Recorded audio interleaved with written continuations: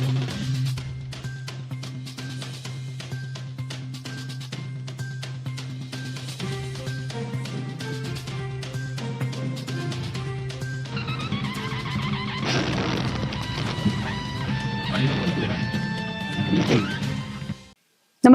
आपण पाहता हिरकणी न्यूज.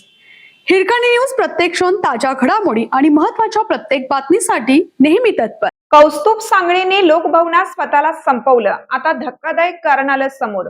पोलिसही चक्रावले. महाराष्ट्र राजभवनात एका राज्य राखीव पोलीस दलाच्या जवानाने स्वतःवर गोळी झाडून आपलं जीवन संपवल्याची धक्कादायक घटना काल घडली. कोल्हापूर येथील राज्य राखीव पोलीस दलाच्या SRPF गट 16 मधील कॉन्स्टेबल कौस्तुभ सांगळे यांनी कर्तव्यावर असताना स्वतःच्या सर्व्हिस SLR रायफलने गोळी झाडून आत्महत्या केली. कौस्तुभ सांगळेच्या आत्महत्येमागील नेमकं कारण काय याचा तपास पोलीस अधिक वेगाने करत आहेत. याच दरम्यान एक महत्त्वाची माहिती समोर आली आहे. सूत्रांच्या माहितीनुसार तपासादरम्यान प्रेमसंबंधाचा पैलूही समोर आला आहे. कौस्तुभ यांचे मीरा भाईंदर पोलीस दलात कार्यरत असलेल्या एका महिला पोलीस कॉन्स्टेबल सोबत प्रेमसंबंध होते असे समजते.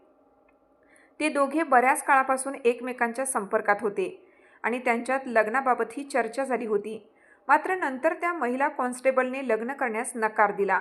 त्यानंतर तिच्या कुटुंबियांनी तिचे लग्न दुसऱ्या एका पोलीस कॉन्स्टेबलशी निश्चित केलं.